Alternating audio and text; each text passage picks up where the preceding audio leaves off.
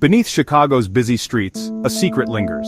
A massive, circular hole at 400 North Lake Shore Drive.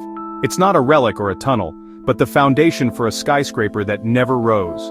This void was meant to anchor the tallest building in the Western Hemisphere.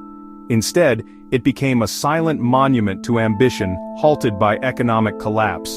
The concrete cofferdam, 76 feet deep and 110 feet across, is an engineering marvel, now filled with water and memories.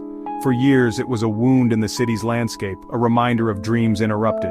The story of this hole is the story of the Chicago Spire, a vision that almost changed the skyline forever. It's a paradox, a place of both promise and loss. What was lost here was more than a building, it was a piece of Chicago's future. Stare into the depths and you see a city's ambition, and its fragility. The Chicago Spire was Santiago Calatrava's dream, a twisting 2,000-foot tower of glass and steel.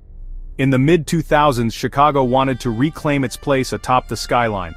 Calatrava's design was revolutionary, a spiraling form, each floor rotating slightly, creating a dynamic, elegant silhouette.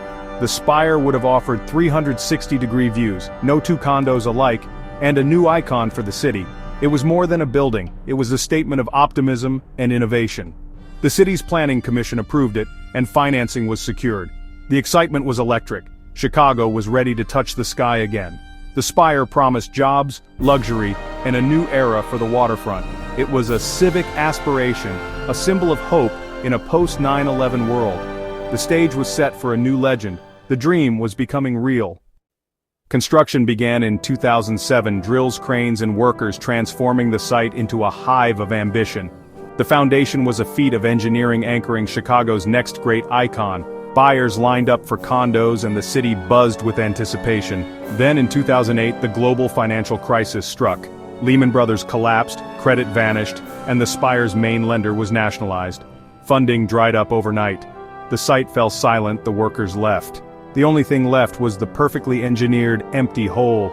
Hopes for a quick restart faded as months turned to years. The Spire became a casualty of the Great Recession. The ambition was grand, but the world had changed. The roar of construction was replaced by silence. The dream was suspended, indefinitely. For over a decade, the hole remained, a landmark of failure and lost potential. Locals called it the Spire Hole, the Kelleher Crater, a punchline and a scar on the waterfront. Weeds grew, water pooled, and the site became a symbol of dreams deferred. Urban explorers and photographers were drawn to its haunting beauty.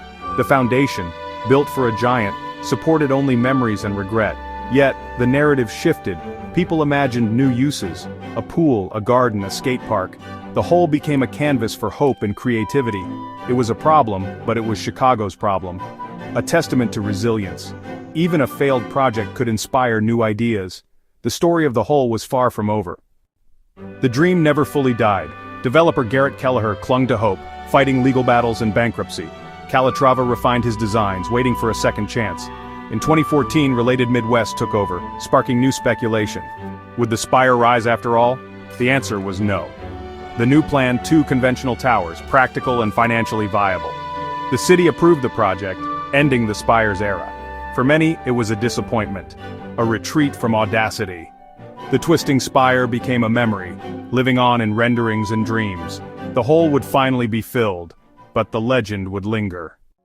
Imagine if the spire had been built. Chicago's skyline forever changed, a spiraling beacon on the lakefront. It would have redefined the city's identity, a new Eiffel Tower for the Midwest.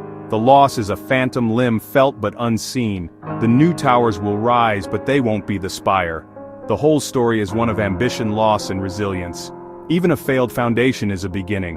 Chicago will build again differently, but with the same spirit. The spire's ghost remains a reminder of what might have been, and the city, as always, moves forward.